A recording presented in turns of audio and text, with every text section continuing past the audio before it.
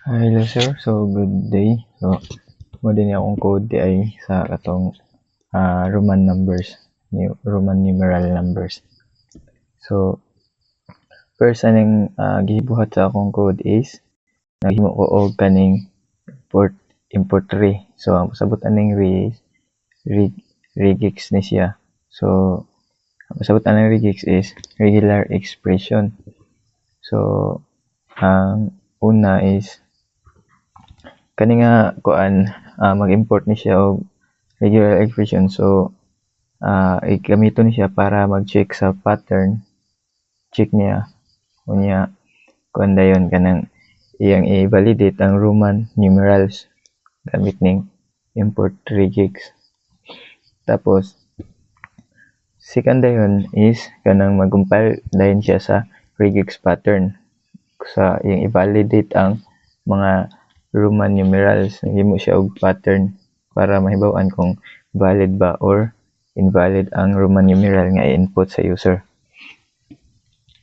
Tapos kani dayong na kani ang diff is valid Roman, kani iyang ikuan kung i-check niya kung valid ba. Unya ang kani dayong boolean is ang kuano niya kung true or false ang i-input.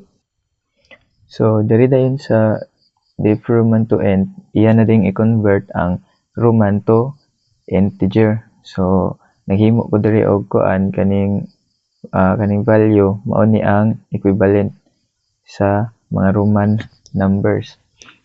So naghimo ko ani para mahibaw-an kung ang I is ang 1, V is 5, X is 10, na L is 50, and so on. So naghimo din ko diri og kaning total o previous nga kuan mga variable. Ibutangan ako 0 kay mo man ibutanganan unya sa mga value unya nga i-input.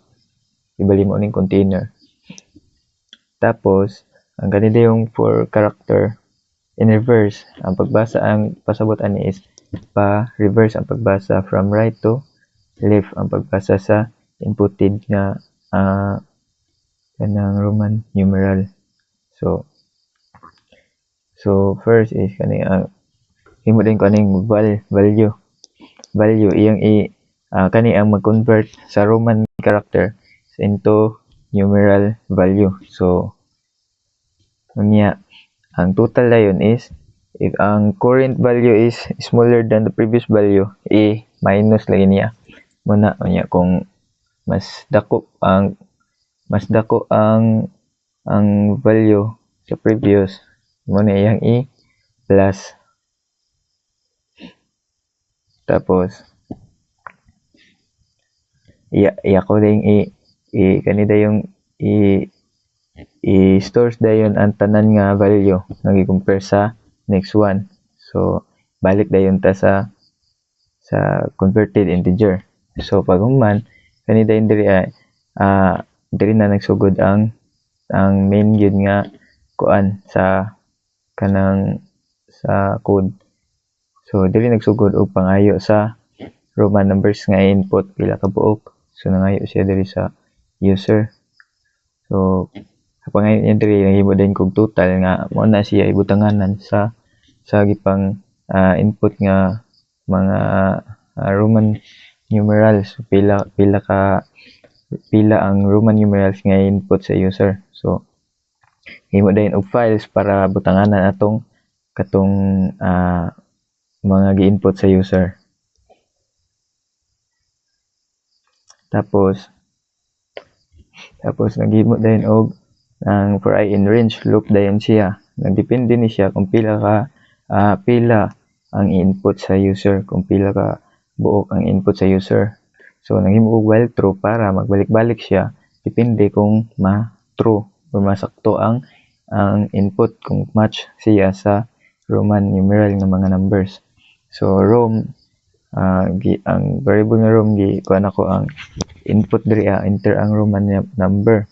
So gibutangan din ako upper sa last kay para gamay ang ibutang niya sa user is automatic dagko na ang pagbasa sa code. So yan siya maglibog kay ang naa sa babaw kay dagko man kani dagko man yan. Tapos kung true siya mo continue siya nya. Ita example magbutang ko og v, kung true siya makita niya dinhi mo match siya diri sa kani diri sa kani iya dayong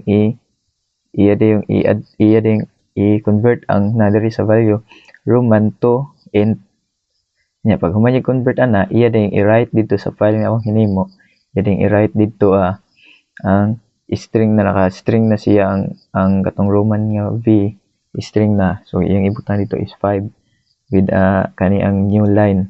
So pagbutang niya dito na siya sa babaw, pagsulat niya sa 5 unya pag human mo balik na pud siya, magdepende sa kung kuan pila ka buok ang ibutang sa user diri balik na pud siya input nya. Kung example 2 ang iyang ibutang diri so kaduha, pag human pud niya dinhi kung ma-invalid iya din if dili siya valid iya din i-print ning invalid Roman nya. Try again na pud, continue, balik na pud ka kung mali nya.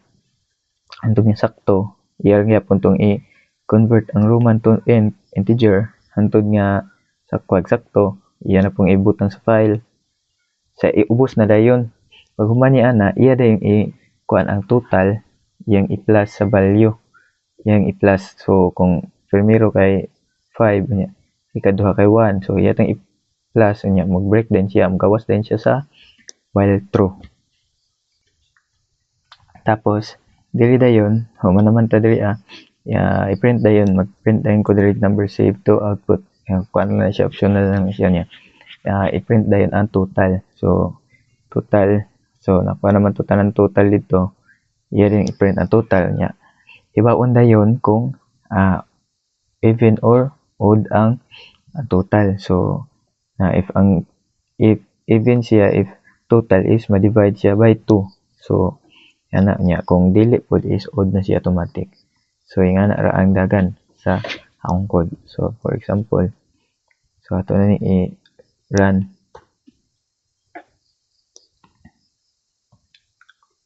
So example is 2, nangayo siya og number kung kapila magkuan input. So 2, so nangayo din siya sa Roman number. Unsa daw ang Roman number? So butang tag L.